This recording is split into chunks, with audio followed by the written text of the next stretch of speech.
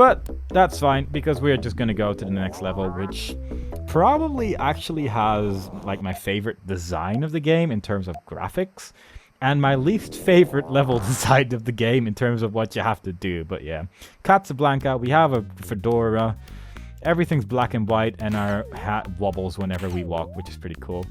But yeah, our weapon is a newspaper, and we have to fall down this manhole, hit this one, which will make a cat appear and hurt us, but that's fine because damage doesn't really matter in this game. And there's an extra life behind this wall, which is kind of silly.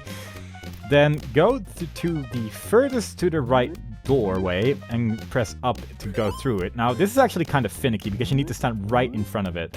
Go back to the doorway, go back to this doorway, which will end you up here, and then go here, and then go to the right from there. Like, it's such a weird path you have to take, but it seems to be the only way to get forward in the level. Fortunately, Odie is here with his gigantic tongue to make us go further upwards. And watch out for these birds, because these birds are bastards and will try to kill. They are basically like the monkeys. They will stop all of your momentum and just make you fall down, and it's kind of annoying, really. So try not to get hit by that. Make your way forward to the wrecking ball over here, which is the best wrecking ball because standing on it is virtually impossible. But hopefully it won't go wrong. You basically just have to jump because otherwise you just fall down. But we do need to fall down in the exit sign over there, which will make us appear at the boss battle of this area, making this probably the shortest area of the game. But at the same time, this boss battle is tricky because he basically throws bombs at random. And you have to, every now and then one of them won't explode and you have to throw it back at him. And he really doesn't aim at you at all, unless sometimes he does. Like, I think some of them aim at you, but others don't. And you have to hit him like 7 or 8 times, so it is kind of tricky, especially since he deals 2 damage per bomb. So you don't really want to get hit by any of it, but avoiding it is tricky because predicting where things are going to land is actually kind of hard, and I'm massively screwing up right now, so I'm probably actually going to die here. But that does show off the amazing death animation, and that is actually something I want in the video anyway. So if there's gonna be a place where I die, I do kind of hope it's this place, because this, I think, is actually the hardest boss battle in the game. Not like the final boss is not as hard as this one in my opinion, but maybe I'm just not good at looking where he's gonna throw bombs or something, I don't know. And this is actually the boss battle. It seems to be slightly different in this difficulty compared to Kitty difficulty as well, because I think in Kitty difficulty there's less bombs that explode, thus making it a little bit easier. But still, he does. Whoa, what? How did I get hit there? Oh well. And that's what happens when you die. You get eaten by the television who's magically grown teeth. But yeah, like, he still deals 2 damage per hit on the easiest difficulty, and I got hit by the first bomb pretty much, which is amazing. Ugh. Like, yeah, I am really bad at this boss battle, but there you go. Just keep hitting him, try not to get hit, and that is pretty much the strategy to go with. I don't think he's actually standing on ground, because you can look down and there's like nothing there. Unless it just doesn't go down far enough, but I don't know.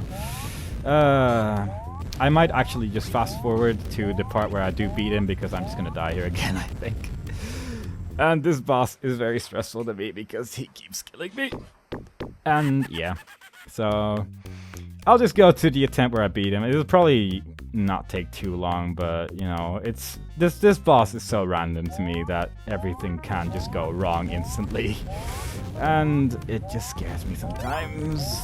And I'm just, a good way to do this boss battle really is to just wait for him to continue to stop throwing bombs. And just collect a bunch of bombs for a while before you start attacking him. Because bombs will just keep on dropping anyway. And once you throw a bomb, he'll stop throwing bombs and just go to the other side of the fence again. So it is kind of a safer way to just collect some bombs for a while and then start throwing them.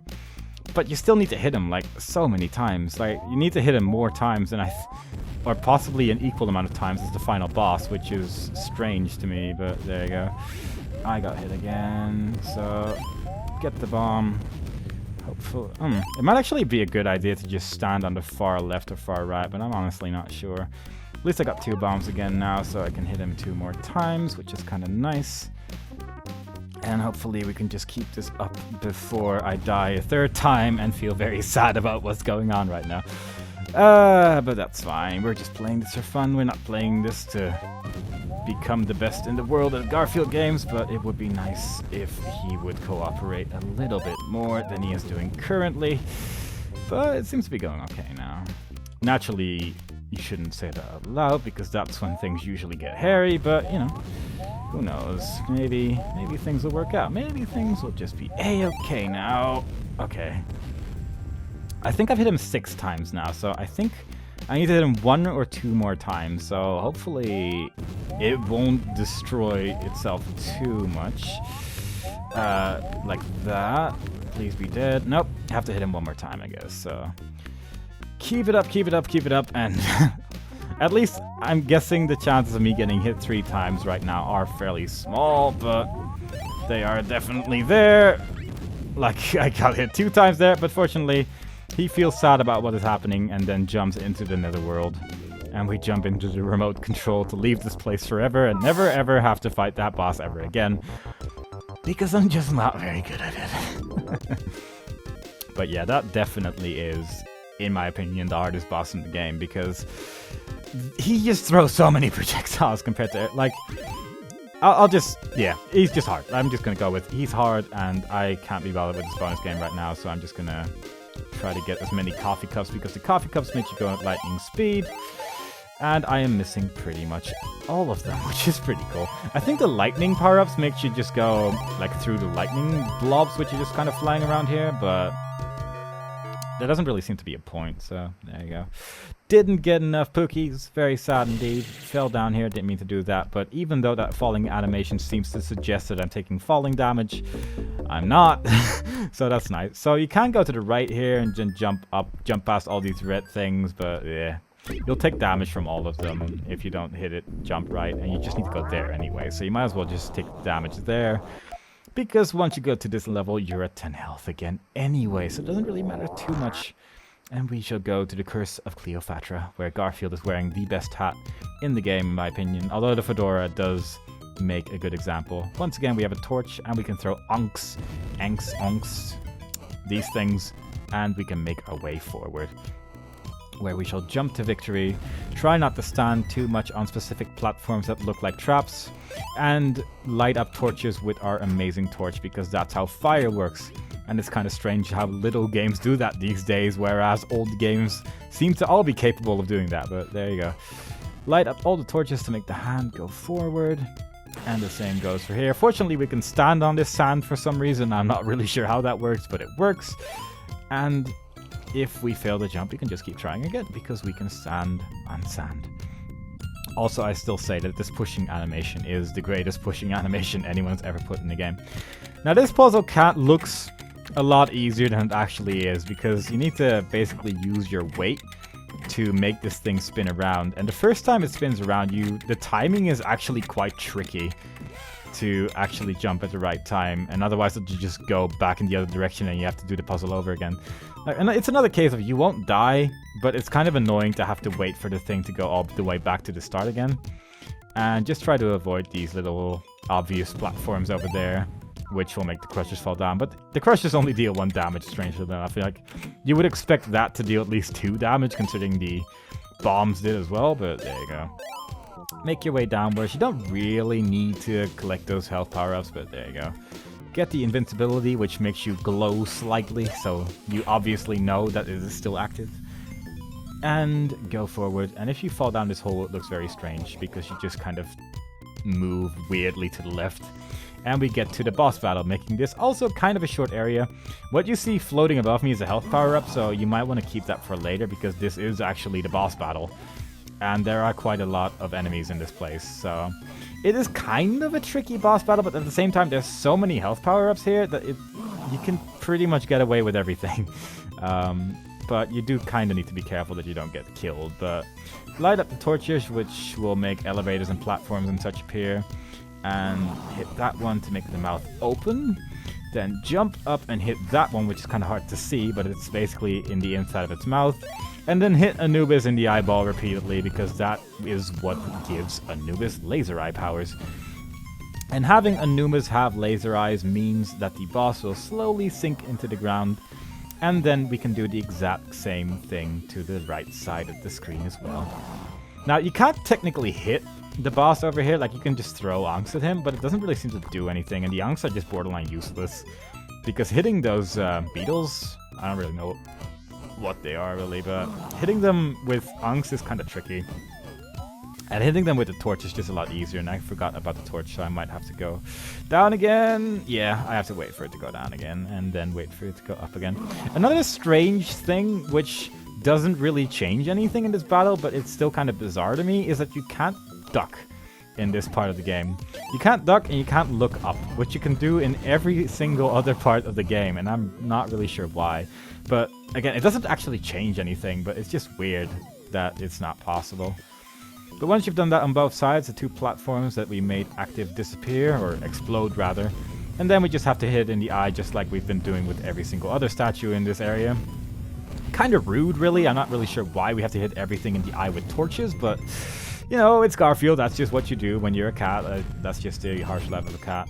And just try not to get hit by the weird fireballs he shoots, and just kind of punch him. Like, it doesn't even really matter if you get hit at this point, because there's still 2 more healing items that I didn't pick up, which I might as well just pick up while he's dying, because he just kind of explodes into fireworks. But yeah, there's like a healing item up here, which gives you 5 health again, and it's so much, really, so nothing really will go wrong if you're just careful. And we just wait for the statue to go all the way back up again. Lots of hieroglyphics which don't look like real ones, and the one looks like the Triforce.